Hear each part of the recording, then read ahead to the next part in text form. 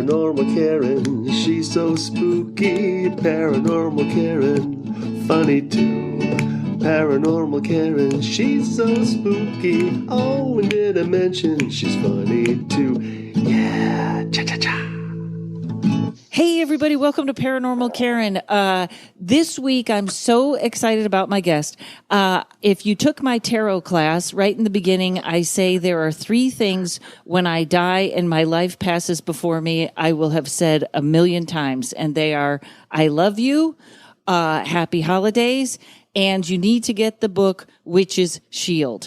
I have told that to all of you. It is my favorite book. And today I have Christopher Penczak, the author of that book and so many books from Salem, Massachusetts. Christopher, how are you today?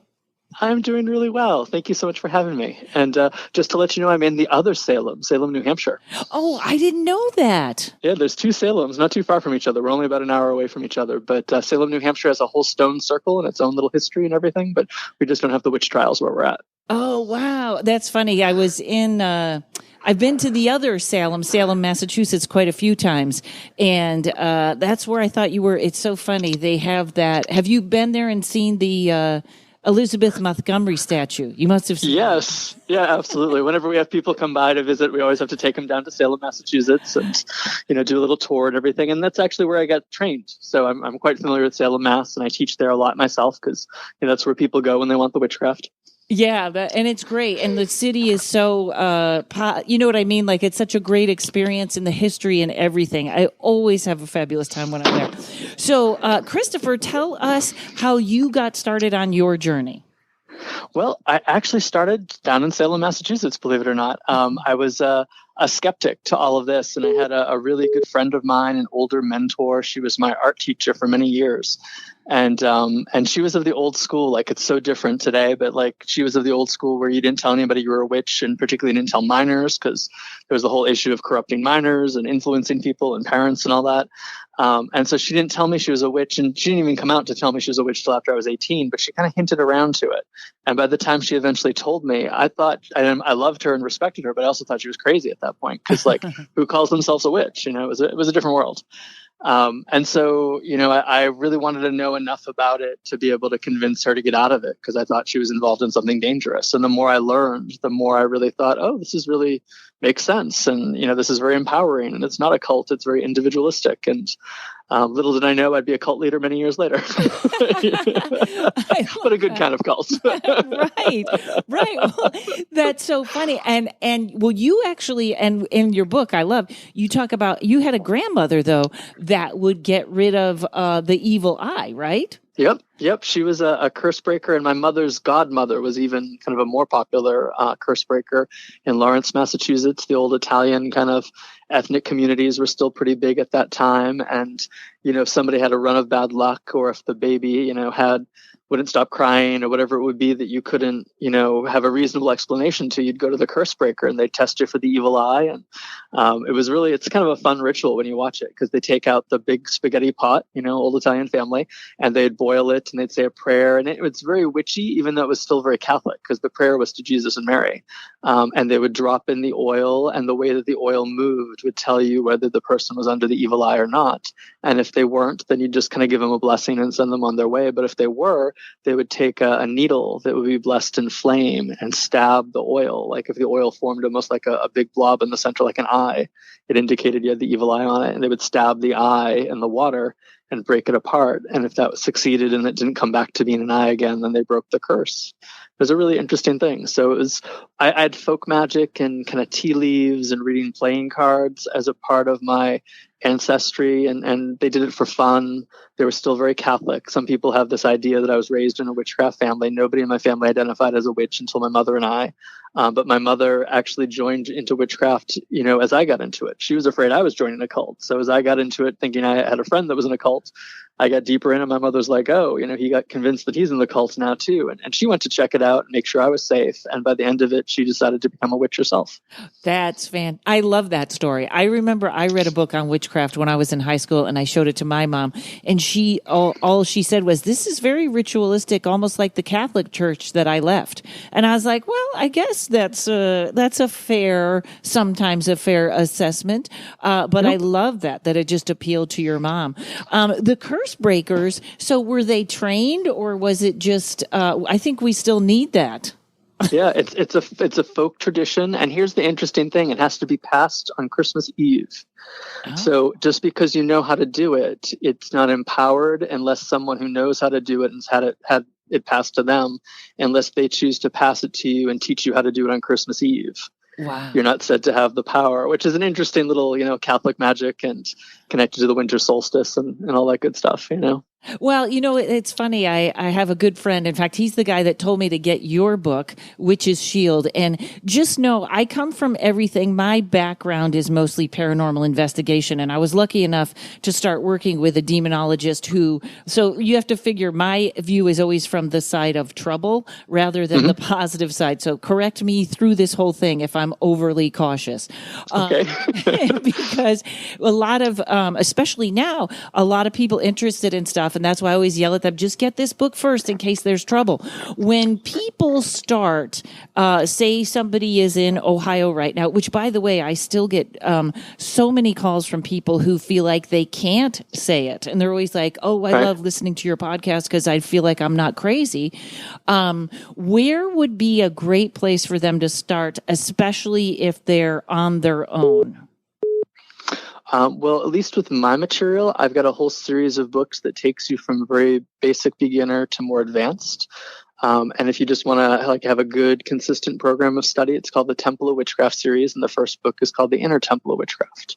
So I always think it's a great place to start because it really focuses on meditation, energy work, protection, and the idea of really getting centered in yourself before you fly off the handle and start doing spells. I know everybody loves to get involved in spells and rituals, and I think that's wonderful. I wouldn't teach it if I didn't think it was great, but I think a lot of people get into rituals without understanding why they're doing something.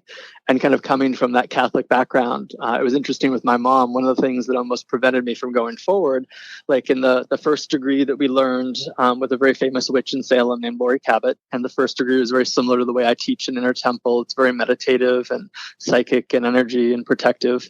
And then it was time to go on to the next degree. And technically in the next degree, you became a priest or a priestess. And being an ex-Catholic, I was like, I don't want to be a priest, and like I've learned enough as it is. I just wanted the psychic spiritual stuff. And my mom was the one who actually sat me down and said, well, the difference is you're your own priest. Like, you don't have to go to the priest for confession. You don't have to go to the church. The sacred is everywhere.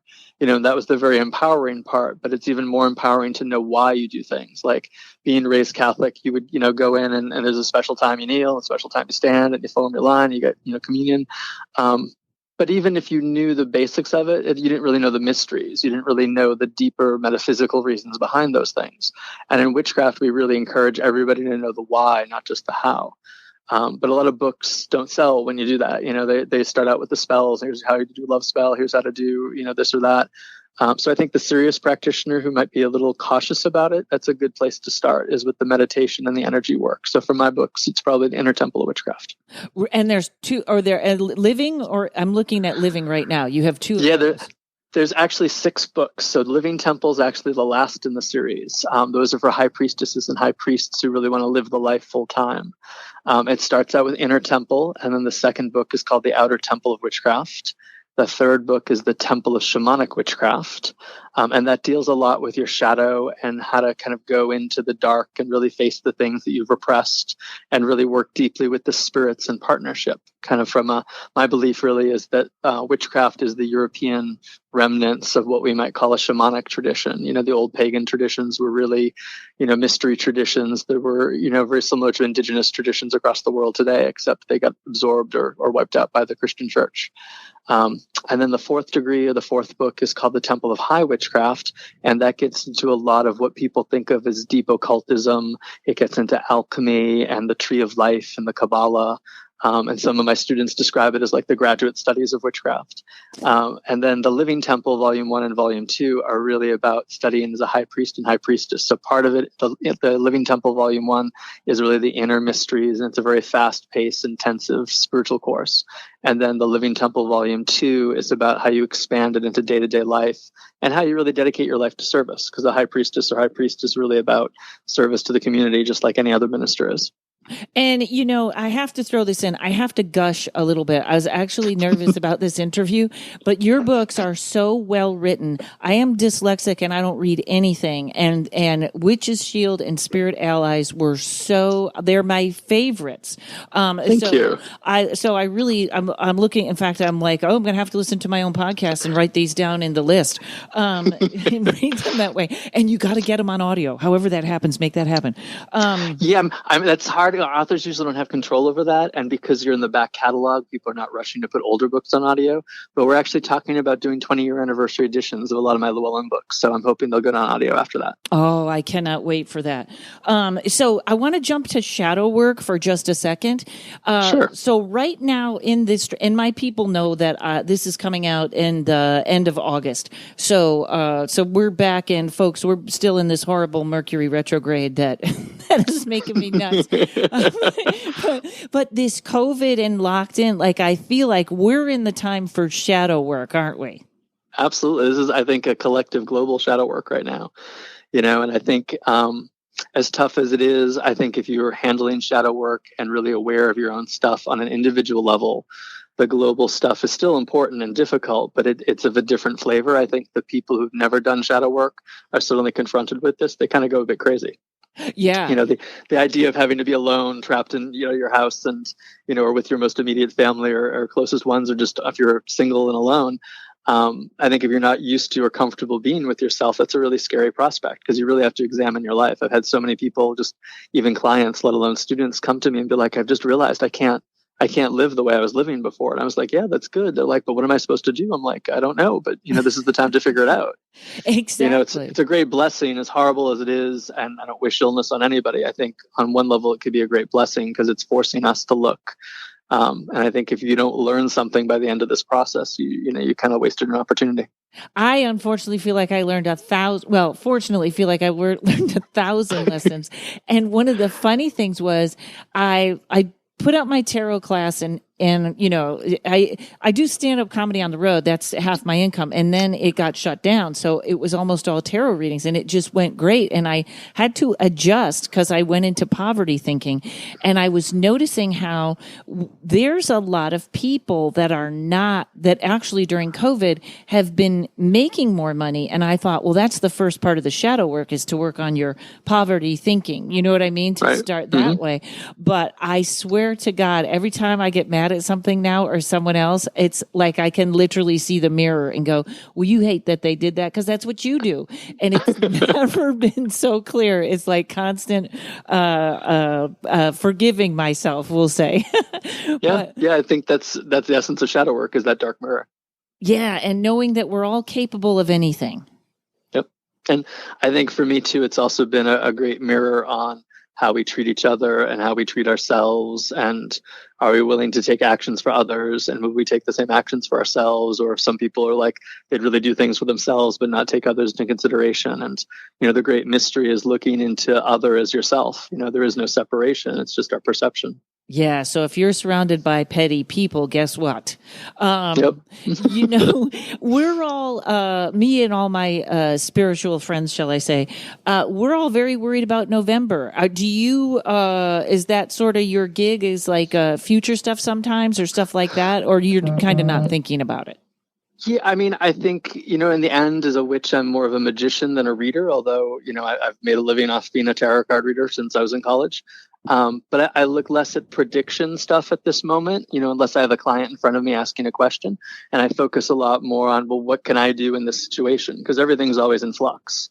So even if I see something right now, if that's not what I think would be for the highest good of the world, what can I be doing for it? So I think making those choices, whether it be political choices and taking action, whether it be encouraging people to get registered to vote or vote by mail or whatever that, has been a big part. I run a nonprofit, so I can't in outer kind of public way advocate for any type of party or, any specific candidate. But I think if you know the issues and, Yeah. I'm a queer witch who's an environmentalist, probably know where I'm going to land if I have to choose between two. And so, really just encouraging people to be civically minded and active and to try to look for the greater good. Even when we can feel like there's, there not any great choices, there's always, something that will cause more harm and something that will cause less harm. So can I choose the place where I can be involved in the most help? And then just realizing so much of it is local too. I'd say over the last 4 years, I've learned more about my town politics. I've learned more about my state politics. I've probably written, both local and national representatives more than ever before. So for me as a magician, it's about taking definitive action. I remember hearing in a civics class in college that, if a representative gets 4 letters on a topic, that might change their opinion because nobody's writing them. Right. So if I can be one of those 4 letters that sways something to the better, then, why not take that time? That's great. Also, you tell me about your nonprofit. So based on the books that I was telling you about, the Temple of Witchcraft series, we created a nonprofit. Technically, it's a church, although I know a lot of witches don't like to have that word, but it's called the Temple of Witchcraft. And so we're located here in Salem, New Hampshire. We have about 5 acres of property and a classroom space and long-term plans of converting our barn into a community center. And we have gardens, magical gardens, where we gather up our herbs and make products for our community and for the online store for the Temple of Witchcraft. And ultimately, really, it's about the education of witches. So a big part of the nonprofit is our mystery school and our seminary, and then giving people opportunities in those communities to be able to serve. In the old formulas of witches, it was really based on covens. So you'd join a coven and it would be kind of small and secretive, and the coven usually got no more than 13. And when you got more than 13 people, you got somebody to an experience level and they would hive off and form another coven. Yet sadly, not everybody's cut out to run a coven. Not everybody should teach. Not everybody should lead a group. But a lot of amazing witches should be environmental activists, or should be teaching about stewardship of the earth, or should be teaching about justice, and Right. We wanted to create a community that was wider than the traditional coven. Not that covens are bad. I think they're wonderful and I've participated in them. But to create something where people wouldn't be expected to go lead their own group or teach or run their own ceremonies, but could be part of a greater community. Well, So we have an online school and students all over the world now. yeah, I was looking at the online school. I love that. I feel like too, whenever you get to I'm just going to say paranormals and put it under all of that umbrella, and it gets a little out of ordinary everyday life. I think it's always ego is a problem, because when you start like I had an ayahuasca experience, and the lady said about being psychic. She said, don't call it a gift. Gift separates you from others. It's not a gift. It's that you worked on it. And I always kind of remember that, because I feel like too, sometimes when something gets powerful, everyone has to watch their ego. So you're right. Everybody shouldn't be leading. I love that statement. And it really is having a larger, more public community puts a lot of checks on everyone, myself included. I'm a public figure and I've written a lot of books, and it could be very easy to, take those accomplishments and things I've worked on and blow them out of proportion. And I think when you're in the paranormal or the esoteric, you're channeling and working with these really amazing forces. And it can be hard if you've not had good training and good grounded people around you to so identify with those forces. Like in witchcraft, we sometimes call it high priestess or high priest syndrome. Like if you're used to channeling the goddess in ceremony, sometimes it can be hard to get out of ceremony and realize you're not still channeling the goddess, or you are, but everybody is. So people go a little off the rails because they want to have that same level of power all the time, and they don't understand that's not how ordinary life happens. And it's very easy to magnify both the ego and magnify your place in the universe and not realize everyone's important. Right. And as other people are not stupid. Right. Exactly. In this political time, that's a very important statement. And everybody has gifts to share too. That's everybody has something to contribute. It's not just you. So like I said, I'm always from the casual, I'm from the, sort of the don't dabble. I'm very nervous when people dabble.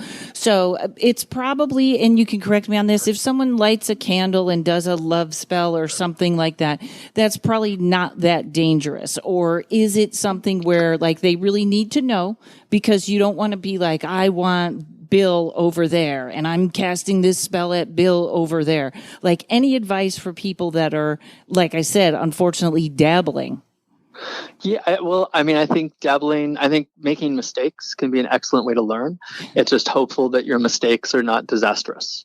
Making a little mistake is a wonderful way to learn, and you'll never make that mistake again. Making a big mistake that hurts your life or hurts somebody else's life, you want to try to avoid those things. That's why I think if someone's going to dabble, I try to get them to start on more the introspective stuff, because usually people will get bored with that if it's not something, that they want to go kind of deeper into. I think candle magic is wonderful and simple. So lighting a candle, and I think love spells are great. But I think you hit the nail on the head with the whole, there's a vast difference between doing a love spell for the right person and doing a love spell for a specific person that who doesn't seem to be interested in you. And I had one of my earliest teachers who said, oh, you can do a love spell for somebody specific, but you really have to hold the posture that it be for the highest good, and you have to be okay with it if it's not for the highest good. And she goes, and let's get real. If you're at the point where you're casting a love spell on a specific person, you want that person. So you probably are not okay with it not being that person. So you probably shouldn't do the spell, Right. People get so attached to the outcome. That's the hard part. Yeah. Yep, and that's just like any type of manifestation. That's the secret of it, is can you really hold the vision for the highest good? Sometimes my best spells have been the ones that haven't come true the way I envisioned it at the time, because it would have been disastrous for me. So I'm very happy I can always hold that almost like a safety clause in the spell, that I ask this to be for the highest good, harming none, because there's some things that would have harmed me that I thought I wanted at the time, but in reality they probably would have been disastrous. Right. So there's spells, and then there's also, this is something that I have never done. And I was just talking to someone the other day, and she was talking a lot about Hecate. And I always go back to my demonologist friend, because he's in fact, you might know Thomas Durant. I'm not sure, but he has been studying for years, and he always puts the brakes on and goes, well, wait a minute. If you're going to do that, read this first or do this first. When people get into, I don't even know if I have the right word, channeling outer beings or goddesses or fairies, that's when I get really nervous, because I'm just going to leave that there. What do you think of that? So I don't disagree with what you're saying, and I think channeling can be a wide range of things, kind of like we all have the same words, but we all have different definitions for it. I think there's a difference between bodily channeling and conscious channeling. So some people will just get psychic information or will communicate with something. And I think that's like picking up the phone, and you can hang up at any time, and that's relatively safe, but it's like speaking to a guide, but they'll call it channeling, or they'll present it in such a way that has a lot of pomposity to it. So it's like, you have to listen to me. I have a message for you. I am channeling this goddess. But they're really just listening to an inner voice that they're attributing to a goddess, which may be correct or may not be. I think when people do full body channeling, like, the Seth Speaks material type of stuff, or the Abraham material type of stuff, which I think can be wonderful, but I think it takes a toll on the body. So from a witchcraft perspective, we call it invocation. And we would invoke a particular entity or spirit in a very well-prepared sacred space. So that sacred space is almost like a terrarium. And it's sort of, I just love that image, because it allows the human consciousness to meet the divine or the spiritual consciousness halfway. So it's not stressful for either side. I always have a hard time with people who are just like, much like a lot of our kind of open gallery mediumship stuff compared to old time spiritualist circles, when people are just like, oh, I'm going to be possessed by a spirit right now, and not have any preliminary invocations or protections or blessing of the space. That bothers me, just because I know how hard that can be on the physical body. I'm not doubting that they can't do it, but it can really burn out the endocrine system. So you'll notice, like, a lot of people who do a lot of heavy duty channeling, they often have thyroid problems, and either they tend to gain a lot of weight or they tend to lose a lot of weight because their metabolism gets out of whack. And I think the same thing happens with the pancreas. A lot of occultists and spiritualists and people who explore the unknown often have pancreatic problems, because it's one of the regulators. And if you don't really set it up correctly, your hormonal system is really like the physical anchors for a lot of these energies. And if you don't know what you're doing, you can get them off balance pretty quickly. Can that happen involuntarily? Well, to get possessed involuntarily, or to have the endocrine system? I have a lot of friends, like a friend of mine that used to be, she used to do Reiki on me, and I felt like she was very permeable for lack of a better word. And she sometimes when we would be investigating, she would have a walk-in, which you know that, or I'll just for everybody for everybody listening, a spirit walks in, and it's actually if it's a human spirit, it can't hold that space that long. But she was very permeable, and I believe she has thyroid problems now. If she was somebody that was just so like channeling more than she thought, that could probably have the same effect? Yep, absolutely. I think when you kind of allow yourself to be that vessel, even if it's not a conscious decision, it's sort of like dealing with boundaries on any level. This is an energetic spiritual boundary, but it's the same thing, of establishing boundaries when we have verbal boundaries or physical boundaries with somebody saying, you can't cross without my permission. I think a lot of people who have a lot of aptitude for this type of work don't often have a lot of training, or the training they have says this is okay without really thinking about the long-term consequences. And so they think, this is to use the word you used before, this is my gift. I can be a vessel for spirit, but they don't know a lot of the traditional things that help bolster that, In witchcraft, sometimes the people who do have that aptitude for it make amazing high priestesses and high priests, because they can really bring through the gods and bring through the ancestors and bring through the spirits. But I'm thankful that in a witchcraft context, we have a lot of ceremony, and everything is set, with agreement with the spirits, and what spirit you're bringing through. And it's not with bad boundaries. Like if I'm doing an investigation to a paranormal site and, want to check out what's going on, if I get called out for a haunting or something like that, I would describe it as I feel like the spirit's knocking on my back door, and then I'm going to turn and try to get some information about who or what that spirit is before I bring them through. And can I get the information I need from them without taking them into my body? Can they just tell me the message, and I'll tell you the message, and we'll be done for it. They don't necessarily have to cross that boundary. I know some people think it's more accurate, but I don't know if it is. That's not been my experience. I think if you're clear whether you're getting something conscious or not. I've always felt like actors are channeling almost all the time, kind of involuntarily, or really good actors sometimes are. I think some of them are shapeshifters too. I think some actors kind of channel outside forces, and I think some actors, like I think of Johnny Depp. If you look at Johnny Depp and his kind of weirder and more serious roles, it's literally, I think he shifts his energy body, and that's why he's so unrecognizable in so many of those roles, because I think he morphs his consciousness to fit those things. And I think others kind of bring through other entities or other qualities too. But I think it's also why, I think actors and musicians and a lot of people that are in famous roles and have a lot of resources pretty quickly, often coming from nothing, they can kind of go crazy too, because I think they're channeling these big forces or they're invoking these big powers. They don't have a lot of training. Most actors today are not deeply, in the school of acting, and not method actors are not, old time kind of Shakespearean actors, and they don't have the bounds to invoke, work with, and then dismiss. Wow. You think of so many rock stars who kind of play out the fantasy of a rock star and the whole rock god kind of imagery. And I know that's less popular now, but think back in the 70s and 80s and early 90s, and they kind of go off the rails. They fulfill that archetype because they're living this bigger story, but it's not really a story for happiness or health. What a wonderful way to say that, because I never thought of that shape-shifting, but you're right. This is the pessimistic Karen, but I can't watch another movie about a rock star that went into drugs and ended his career. I'm over it. Fascinating. Okay. We will be right back, folks. Hang on. It's me doing a little ad for myself because I always forget to do it during the podcast. I will be doing a Facebook Live on August 26th at 7 p.m. Pacific Standard Time. It's about my tarot class.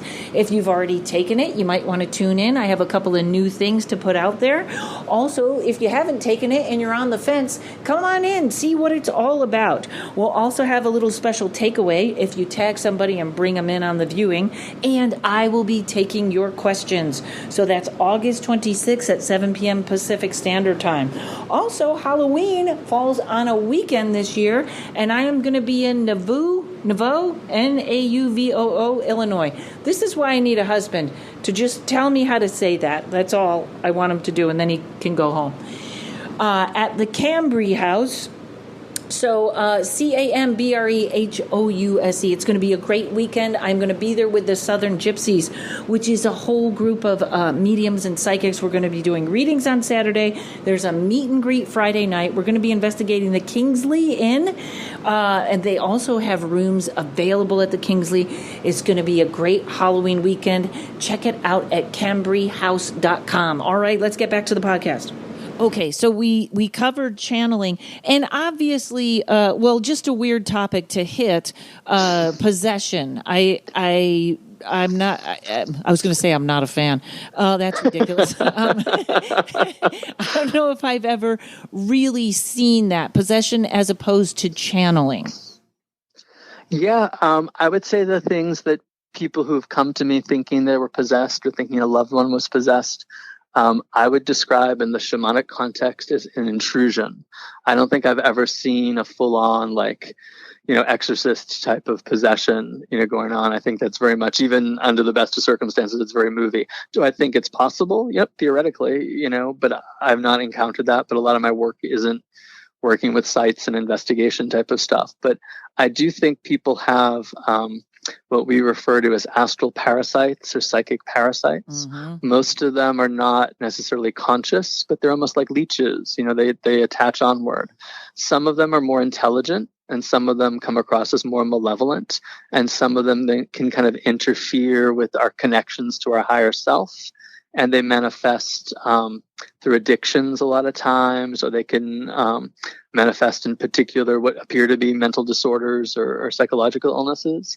And I'm not dismissing that those things exist outside of the paranormal, but it's interesting when someone has a really strong clearing and those problems seem to go away or deeply minimize. I know that there was an entity that was exacerbating those tendencies. Right. But I don't know if I've seen a full-on possession, the person's checked out completely. I've seen that during ritual. I've been to voodoo ceremonies where people have been possessed, and that's been amazing to watch.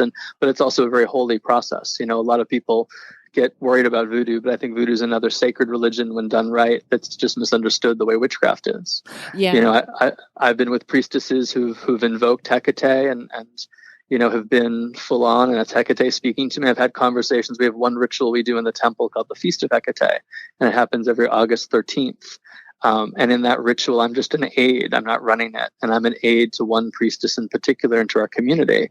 And so the community members can come to that priestess, and the goddess will speak to them directly through that priestess. And I've known her for 25 years, so I know she's not faking it. I know she doesn't remember what is said. I know she's veiled, so she can't really see, and she has her eyes closed that whole time. But in the in-between points, when I'm checking in with the goddess through her to make sure she has everything she needs and the vessel's comfortable and all that kind of preparatory work, I've had a conversation continue on between me and the goddess for the last 4 years that sort of picks up where it was the year before. And I know the host priestess has no idea that it's happening. So now, would you feel that you could put that conversation in a book? Or is it sacred? I don't know, sacred information, or it's not to put out there? That would be fascinating. It's much more personal. It was very much where I've been at those times in my life. I don't know if other people would get that much out of it, because I think it was very particular to who I am and where I am at that time. But it's just, to me, it's interesting to realize, it took me like 2 years into it to realize, oh, she's continuing what she was saying to me the last time. Wow. Like she's taking into the frame of reference of what's happened in the last year. But, for her, she's an immortal being. So a year is not a big deal. For me, a lot has happened, but for her, she's just like, oh, we're back again. Okay. Right. Those are the best friends, that you pick it up right at the end. Exactly. So everybody that listens to my podcast knows I dabbled, and somebody came over my house and was like, hey, let's do a fairy spell. And I was like, sure. And it went wrong. Oh no. Do you, and I've been dying, because I always have people on that are like me, that are like, don't mess with fairies. Do you have anything positive? Can you play the other hand there of a better experience with fae? Oh, absolutely. Fairies are a huge part of my practice and a huge part of my life. But kind of like with possession and channeling and all that, fairy is one of those words. Like when you say fairy, I've got to ask, oh, that's great. What do you mean by that? Because, fairy can mean for some people elemental.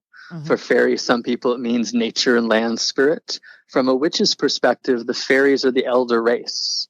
and they're much closer to, like, if you've watched or read Lord of the Rings, like what they describe the elves as. You know, it's really, that's the high she. You know, in the Irish they're called the she. And that's what we see. We see them as the first witches. We see them as really the first beings of the world that predate humanity and predate physicality.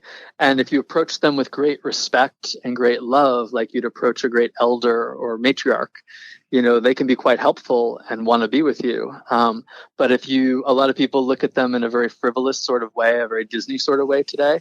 And if you don't have other things going for you that they recognize, that doesesn't go well, you know? Yes. Well, I think, and I actually, from this point now, I think that maybe Fae are my thing, and I need to keep learning because I keep reading about them. But I believe what I encountered was a puka. And I talked to someone that is like sort of an elemental and Fae specialist, and she said, I'm not sure if it's that, but when it showed itself to me, it showed as a rabbit, which was where I got, and then someone said, oh, that's a puka. Someone told me that. So that's sort of what I've been looking at, which would probably fall on the negative side, I guess. But it's very interesting because since this whole COVID thing, I think there has sort of been a collective consciousness of people wanting to grow their own food, the environmental stuff, buying that. And so since then, I've had an enormous amount of plants in my place that I talk to and I care for, and they're growing at an unbelievable rate. And I sort of am feeling like something's happy that I did that. Like maybe there are some Fae around that are kind of like, oh, she's finally getting it, sort of thing. Does that make sense, or am I crazy? Yeah. Both are no, that options. makes perfect sense. I mean, I think a couple things that can be helpful to think about, like in calling it a puka, and I wouldn't disagree or agree because I don't know, but you know, we extrapolate, particularly for a lot of us kind of descendants of European immigrants, kind of going all the way back to the Mayflower. We extrapolate in fairy lore a lot of the terms for European fairies. And that's a good lens to look at it for us to understand because we have language for it, but it's also realizing that what was indigenous in the spirit world in the British Isles or Europe is not necessarily what's indigenous in New England and is not necessarily what's indigenous in California. You know, so the local legends of the native people, the indigenous people, might have legends about what the spirit entities within the land are like, and they might be very different from the stories we know from, let's say, Ireland or Wales or Germany or something like that. So while we might try to find cognates with those names, there might be different things there, just like there's different plant species. You know, you're not going to find a cactus in Ireland, you know, so you might not find a puka in California. You know? Well, that's funny because the lady that was sort of the specialist, when she said to me, you know, I'm not sure that's what it was. And she said, I'm not sure what it is, but I think you might have the wrong name on that. So that's interesting that you both have that vibe. Yep. And it's just also figuring out, you know, like it's natural human tendency to, you know, try to find correlations. So we might see a wild rose in California and know that there's a wild rose in England and say, oh, those are both roses, even though they're different species. So they might need different things. From our perspective on fairies and all this kind of the spirits of nature, I guess I describe it as a lot of my work deals with this concept of the three souls, and everything has three components or three souls, and we can just think of it as higher, middle, and lower.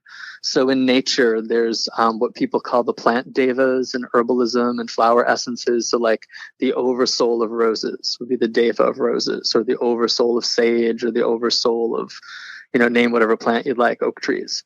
And that contains like all the wisdom and all the history of that species and can really talk to you, but can't really do a whole lot else. You know, it's much more informational. And then you've got the plant spirits and the land spirits that are local to you, you know, that are in your garden. So like we could have the same species of rose, but your rose bush has a relationship with you and my rose bush has a relationship with me. And, you know, there might be resonance there, but we're still, you know, there's two different entities, just like, you know, we're two different entities. Right. And then in the underworld, or what the witches usually call the she, or the kind of high fairy courts, and they're the guardians and protectors in that elder race. And it can be hard to start there. And also when we think of fairies, it's like saying people. There's all sorts of different types of people. It's like saying mammals. There's all sorts of different types of mammals. So there's big fairies, there's little fairies, there's giants, there's, you know, tinier elemental ones. There's ones that like to be on the surface. There's ones that never leave the underground.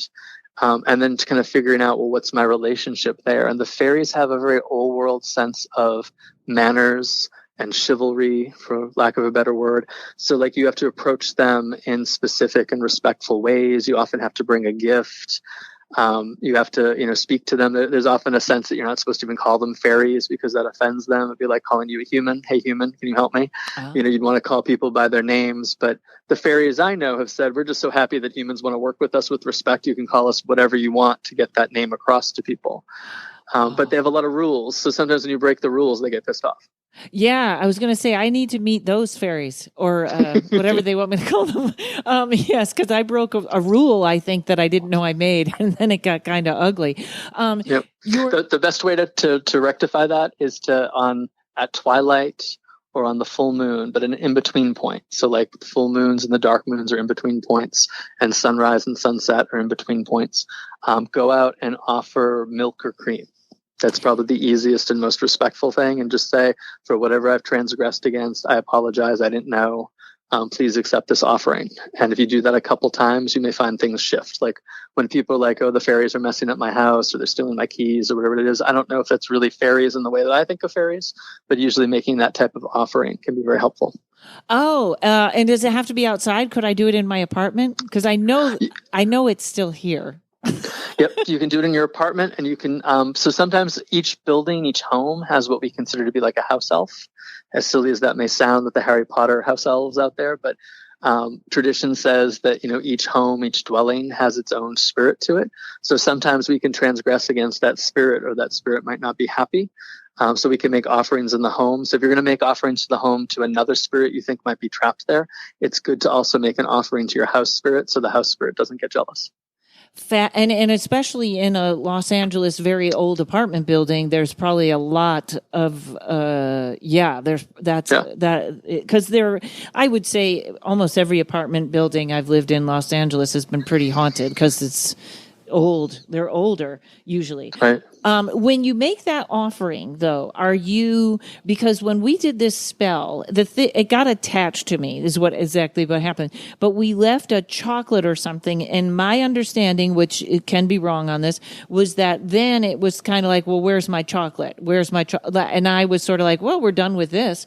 And so I somehow seemed to have formed a contract that I didn't know I was in. So you can just every once in a while leave the offering of cream.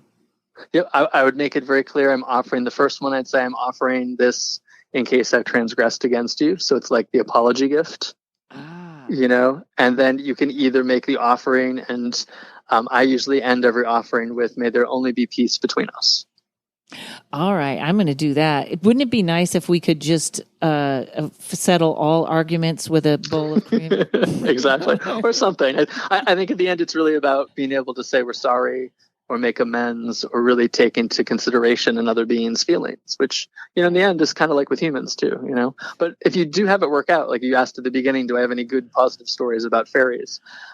So like our whole temple and the nonprofit is like the legal side of it, but it's a spiritual nexus. And we believe that not only are humans and witches working in it, but we have all sorts of spirits that have agreed to participate in it. And many years ago, just as we're incorporating legally, but before we had the physical land space that we have right now, I had a very strong and unbidden meditation when I was out in the backyard, just kind of doing basic fairy offerings, just like what I described to you. And a very primal, very powerful fairy queen came to me. And she offered me a deal. And part of the deal is that if I started helping more people know about fairies and they started teaching about fairies more directly in our community, she would help us with whatever physical resources we needed in the world. And I was like, yeah, I can certainly do that, because that's a mission for me. But it was a very formal, like, if you do this, we will do this. And I agreed to it. And it was almost like, generally, I don't agree to things when they're first proposed to me, but I felt like I was getting an opportunity that the door could be closed if I didn't handle it right. And gut level, inner reaction was, this was a good thing. This was the right thing. So we started working with this court of fairies and this fairy queen, and making connections to her specifically and other entities that have shown up to members of our community with a consistent image and consistent names. And then we had a festival. We had to do a yearly festival called Temple Fest. And one of the years we put an artistic image of her on the t-shirts. And then it was literally the day that the festival ended, we drove by the property that we're at right now, and we saw that it was for sale. And it started this whole cycle of us getting the property. And then when we finally moved in, I had this meditation. She's like, see, I told you I'd get that for you. Now, what else do you need? I love so that. fairies can be very helpful, but they're very reciprocal. Okay. I have a wonderful Twitter friend, Spinning Castles, and she makes the most beautiful things, and she's always like, "You don't like fairies," and I'll tell her I got a good one now. I got somebody on your side, that's fantastic. So, in your book, The Plant Spirit Familiar, is that's sort of the same? Do you cover some of that, or that's not Fae? The Plant Spirit Familiar is much more about the spirits of individual plants. So sort of like people talk about their totem animal or their power animal or their animal spirit. We believe that you also have plant spirits that can operate as guardians and teachers. And so that book is about kind of delving deep into individual plant spirits. We talk a little bit about the fairies. We also talk a little bit about fairies in the Temple of Shamanic Witchcraft, because that talks about making agreements with all sorts of spirits for the mutual benefit of everyone. And I talk a lot about fairies in my 3 Rays of Witchcraft. In the 3 Rays of Witchcraft, we've got 3 primary powers, and each one relates to a different race of spirit. And so the second ray deals with love and deals with the fairy races. Wow. Okay. I got plenty of reading ahead of me. So, and also, what is a book of shadows? Is that somebody's personal spell book? It can be both. So for some traditions that are very formal, they have a formal book of rituals.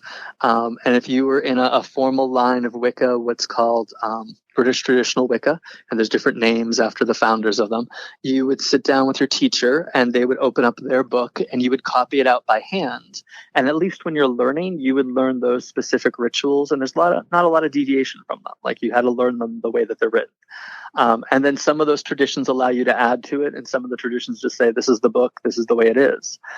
In the modern kind of view of witchcraft from the 1980s onward, Book of Shadows has kind of evolved into both that and this idea of a personal magical journal or a personal book of rituals and spells, a little bit more like a grimoire. So when you think of like the medieval grimoires where people kept notes about what their rituals were and what formulas they used, Books of Shadows have kind of evolved into a grimoire type of tradition. So it depends on who you're talking to. So if I'm talking to my old formal kind of teachers in witchcraft, they might think the Book of Shadows is a very set book and everyone in a line has the same book. But for my students and for what I do, it's a very personalized book of rituals. It could have your Wheel of the Year rituals. It could have your moon rituals. It could have your formulas. I'm a real big believer in writing down all your spells and writing down like all the variables of it, from who was there with you to what you were wearing and what jewelry you had. And then you go back every few months and see what spells worked and what spells didn't. And then you try to look for a common denominator. Like, every spell that didn't work, was my friend Larry there? Well, maybe Larry doesn't really get into this so much, and maybe he's casting a bad light on it, not intentionally, but just doesn't work it. Or, or did every spell that I work, was I wearing my moonstone? And is that moonstone something really powerful for me? And now I know if I really want to guarantee a spell is going to work, I should really wear that piece of jewelry, or I might look in my journal and be like, oh, I was in a pissy mood that day and that spell didn't work. Maybe that's why, which is interesting. I know I jump around a little bit, but I'm very stream of consciousness. So, but I love, you're just like, whatever, I go with it. Yeah, sure. No problem.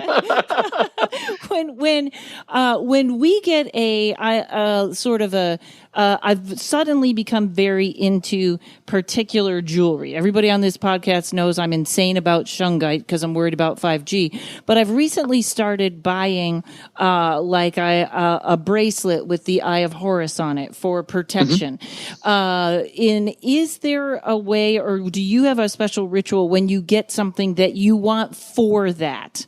Like if put it in salt first and let it cleanse, and then maybe just mentally put the intention into it? Oh, I do it more than mentally. I do full-on ritual for it. So when I first get a crystal, or if I get a piece of jewelry or anything, pretty much anything, because at this point everything's magical to me.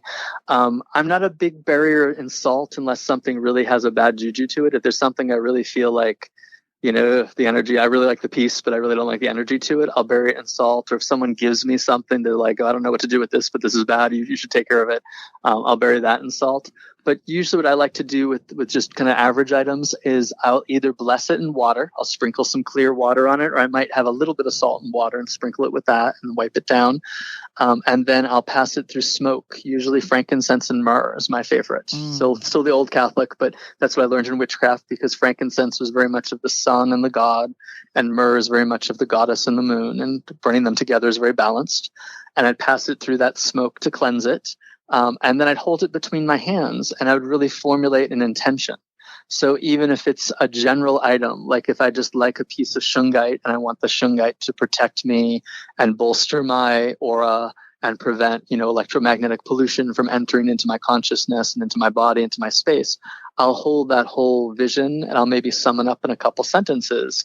And literally, as I think it, take a nice deep breath in. And as I exhale, imagine exhaling through the palms of my hands and into the object. So the object is really fused with the intention I hold. Wow. And I'll do that 3 times. And then usually you fix an item. So I'll say on the fourth breath, after I do it 3 times, on the fourth breath, I'll say that this intention's fixed unless it be for the highest good to change it. Perfect. All right. And this is I want a tattoo. I want that on a tattoo on the back of my neck. But some people, I don't know, some people get very, that tattoos are sigils that'll be there forever or something like that. Do you have any feeling on tattoos? Yeah. The tattoo artist that I've gone to is a high priestess in witchcraft, and we had a deep conversation about it. She feels that if you tattoo with intention, and she always does, so it's hard for her to think of tattooing without intention, but she feels like it definitely tattoos your etheric body as well. And it's something that, can have magical and spiritual ramifications that carry over maybe even to your next lifetime. So I'm a big believer, if you're going to get a tattoo, make sure, it's something you really want to carry with you, that you have a real clear relationship with it. I have only one tattoo, and I got it as a ritual marking. So in both astrology and some forms of witchcraft, there's a belief that you're not really a cosmic adult until you hit your Saturn return. So that's about 29 and a half. So at 30, I had a magical symbol that kind of just essentially sums up me. I'm a sun sign Taurus, so it's kind of a sigilized Taurus imagery, but it's got the witch's pentagram in the center of it. It had a crescent moon interwoven with 2 stag horns. And the stag horns had particular numbers to them and patterns to them that were significant to me. And I got that tattooed as kind of my coming into cosmic adulthood, spiritual, astrological initiation. And I had this high priestess do it. It was really fabulous. And we did it in a very ritual sort of way. And then I got really sick afterwards, to the point where there was no, the doctors are like, yeah, maybe you're having an allergic reaction to the ink. Although I didn't get sick on the skin. So if I was having an allergic reaction to the ink, that seemed weird, but I got pneumonia and I couldn't get rid of it. To the point where I thought I had some secret illness and was secretly dying, and I didn't think I was going to last till my 31st birthday.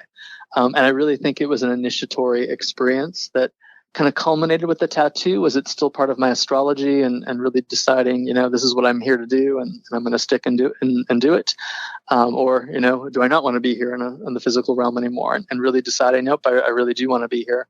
And it was interesting that despite all the modern medicine and a couple hospital visits through it, it was going to a homeopath. And that particular homeopath was very magically minded. Although at that time, she's a witch now. She wouldn't have described herself as a witch.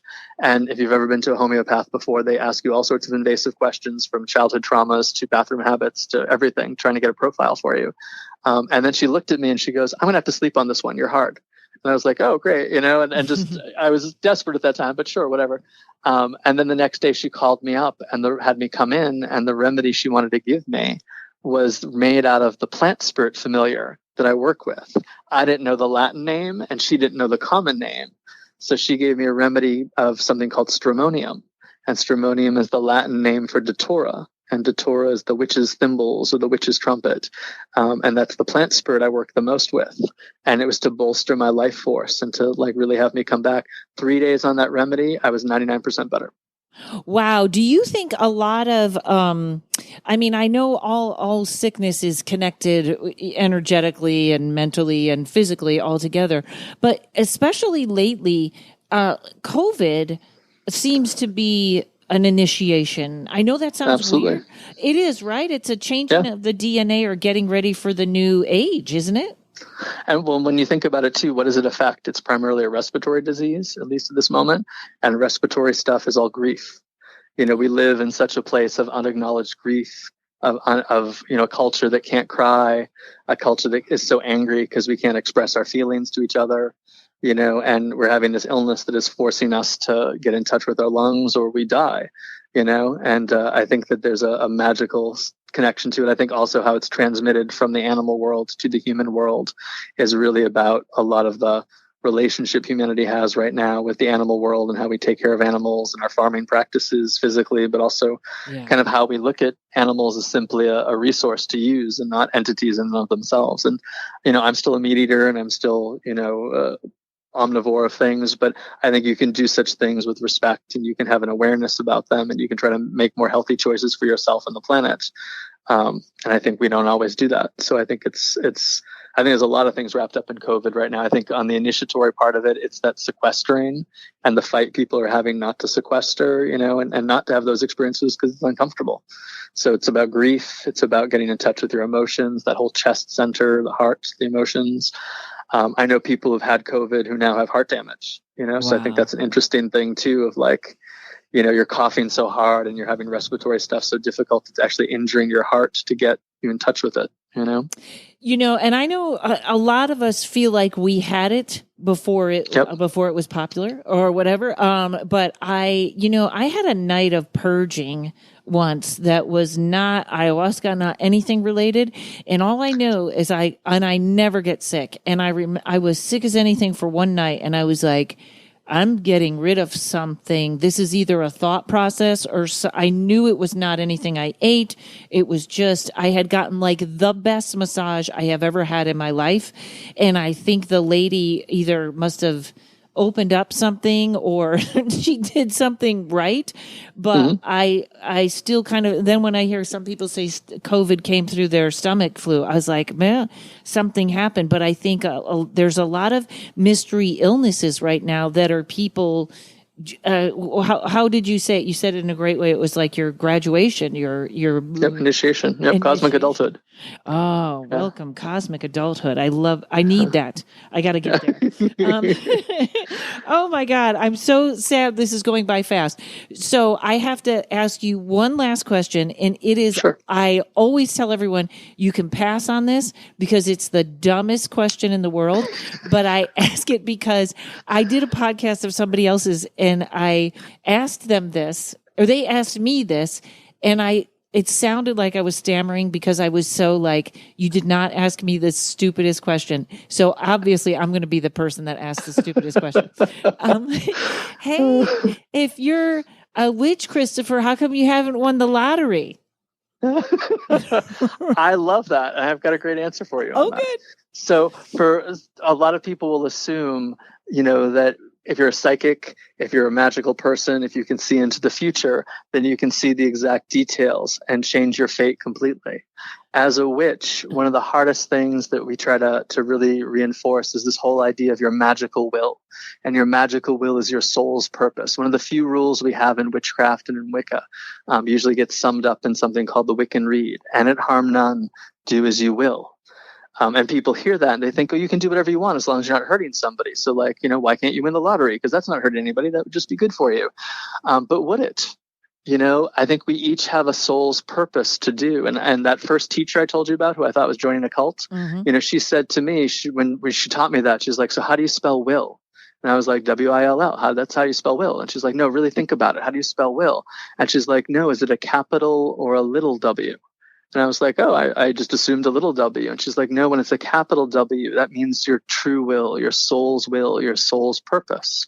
And every act of magic, every act of psychism, every information you get can either be in alignment with your soul's will or out of alignment with your soul's will. And we do all of this to get more and more into alignment.